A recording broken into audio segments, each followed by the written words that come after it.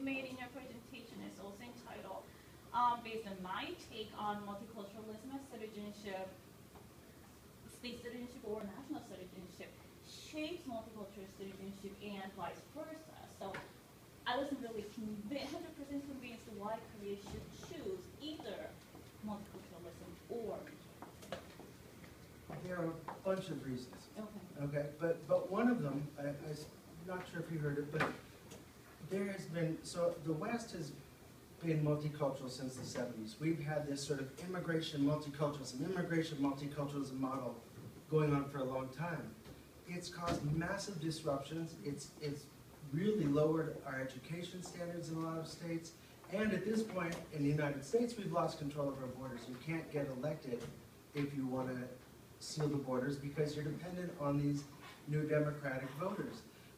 It will erode your sovereignty. I mean, this is lovely propaganda, but when you're talking about more and more people coming into your education system and causing problems, I mean, it's interesting to me in terms of gender, it's always this lovely young female, right? Where are the men in these ads, right? There are a whole slew, and I look at Europe. I mean, Europe's going through convulsions and riots. There are a whole slew of possible problems that happen when you import diversity. And the idea that it's just going to stay small, I don't believe that. As I mentioned in the talk, you've got Jasmine Lee.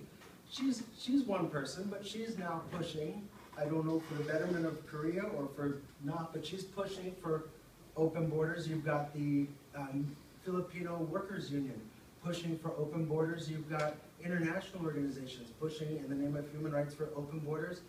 I think that America and the West have really collapsed under multiculturalism. Korea is being told you must become what you're prejudiced if you don't like it, right? This adds you're prejudiced against skin color, you're irrational, you're racist. I think Korea still has a choice. You guys are still... Choice of what? Going down this immigration, multicultural path. We're saying no. We're sticking with our traditions. Yay. Yeah, it was interesting to listen to your presentation.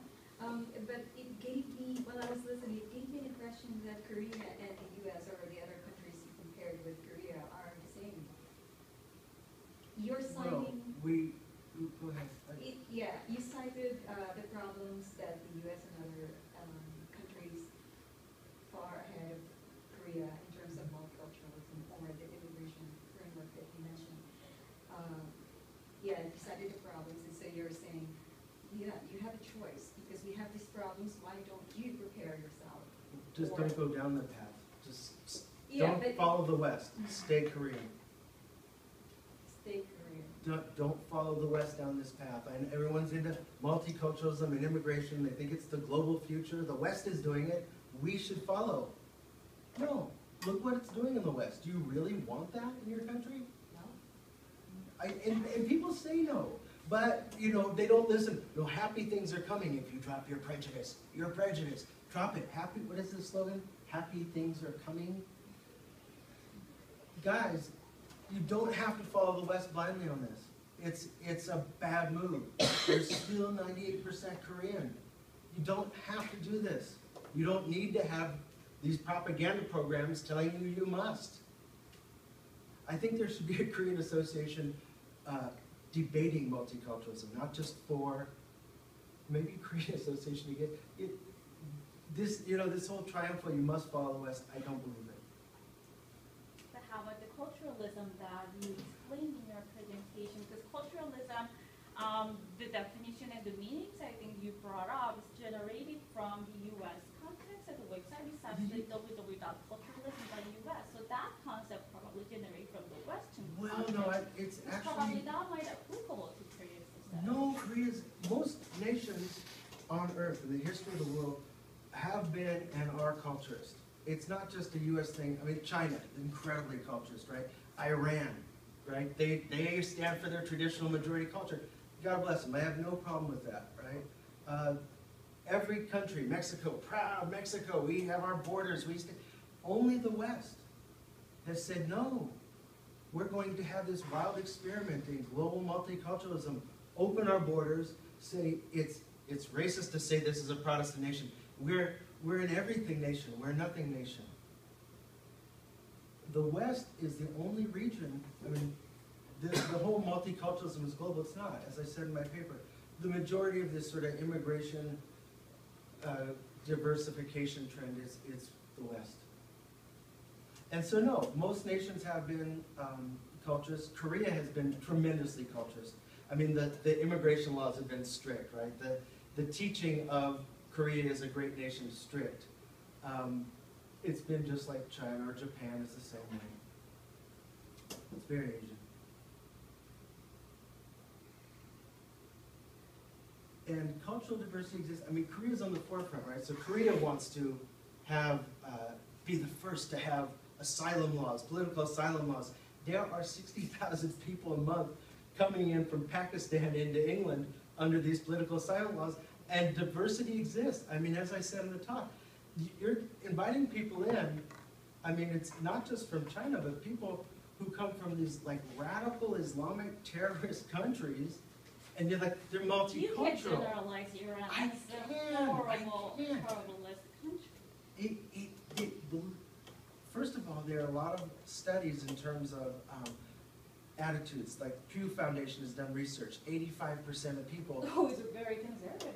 Okay, but I mean, there's been research in every country. The idea that I can't say anything about cultures is, it's just not true. I mean, guys, you know, it's like a lot of people. Well, ISIS, you guys know ISIS? It's nothing to do with Islam. Islam is peace. Really? I mean, guys, use your eyes, use your ears, right? Cultural diversity is real. There are sexist cultures.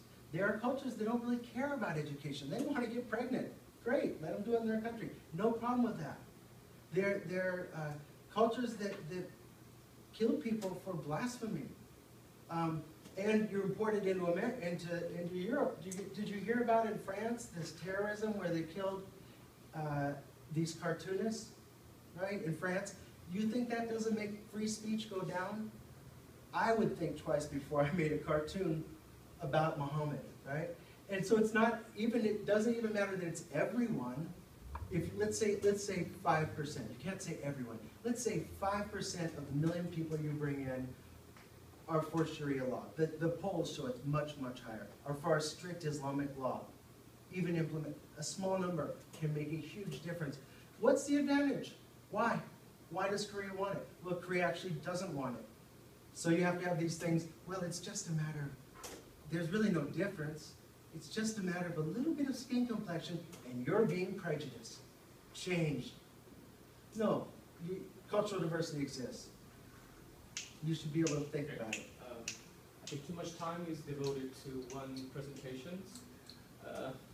But in general, I think your arguments sound very provocative.